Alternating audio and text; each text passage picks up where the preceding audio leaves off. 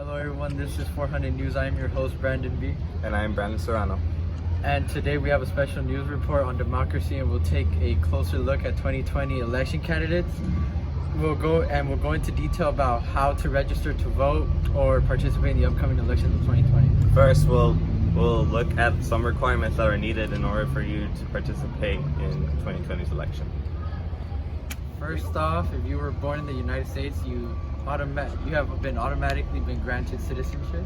However, if you are an immigrant looking to participate, you must have a visa card in order to proceed with the following steps. After you already become a U.S. citizen or have a visa card, next you have to apply for for permanent residency. In order to apply for permanent residency, you must be 18 years or older and at least have lived in the United States for at least 5 years or more. After you have applied for permanent residency, you must take an interview in which it will test your knowledge with the English language and American history.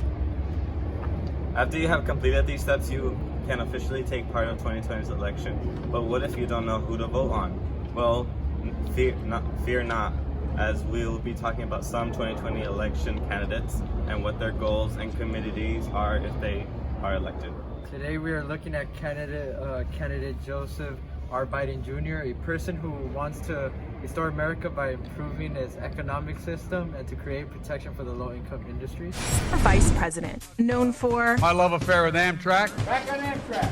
And his famous friend. This also gives the internet one last chance to talk about our bromance.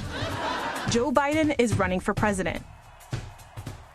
He's tried it before. And with the grace of God and the support of the American people, I mean to be that kind of president. Twice. This is not about experience. It's not about change. It's about action. So why does he think the third time's a charm? Biden may be betting that in this politically tumultuous time, voters are looking for a familiar face. He arrived in Washington before C-SPAN existed and before these members of Congress were born. His credentials are unmatched in the Democratic Party. He served 2 terms as vice president, 36 years in the Senate, and has chaired powerful congressional committees. And he's earned himself a few nicknames along the way. Working Class Joe. Working Class Joe Biden. Old Uncle Joe Biden. Crazy Uncle Joe Biden. Just being Biden.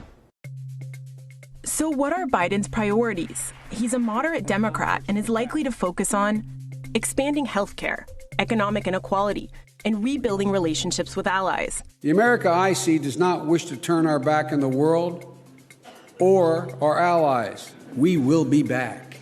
But his decades-long record comes with some baggage, including his support for the Iraq War. President Bush is right to be concerned about Saddam Hussein's relentless pursuit of weapons of mass destruction. Tough anti-crime policies. First, we have to join together to ensure that drug dealers are punished swiftly, surely, and severely. And his role in the Anita Hill hearing. It is appropriate to ask Professor Hill anything any member wishes to ask her to plumb the depths of her credibility. H.R. 133 is one of the laws that seeks to improve the economics by helping the economic systems that have been corrupt. This law connects to Joseph R. Biden, since this is one of the factors that he is trying to prove during his political campaign. Williamson is another potential candidate for the upcoming presidency of 2020. She is a lecturer, activist, and has written 13 books, and one got featured in the New York Times. America today is stuck in a 1995 model.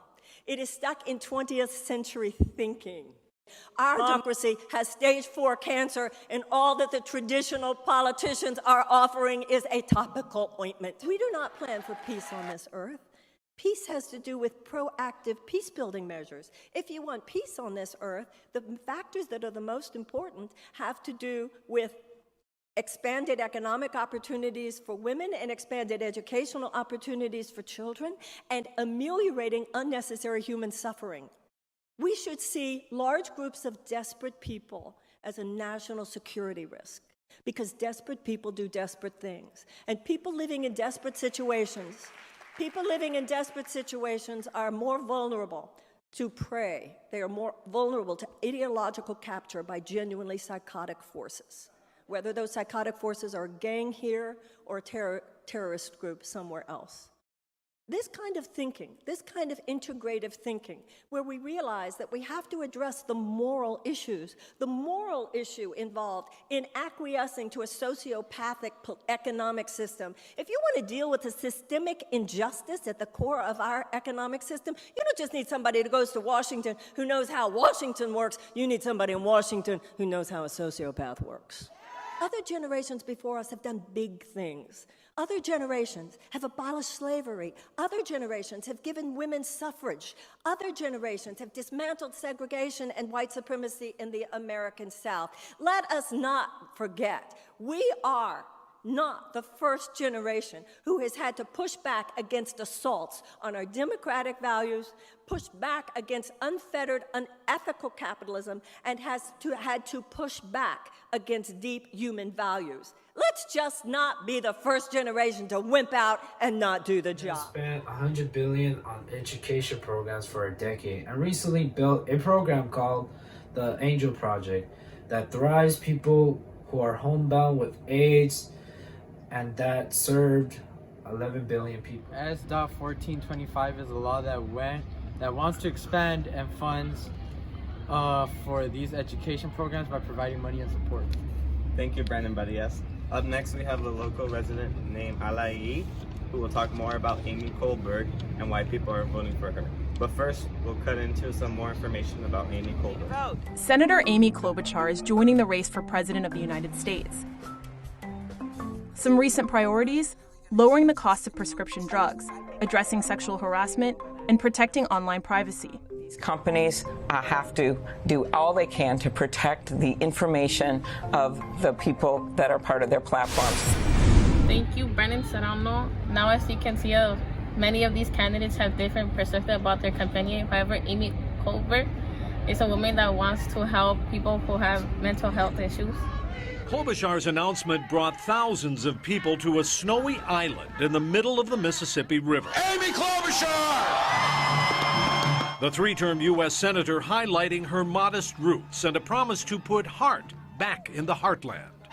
For every worker, farmer, dreamer, and builder, I am running for every American. I am running for you.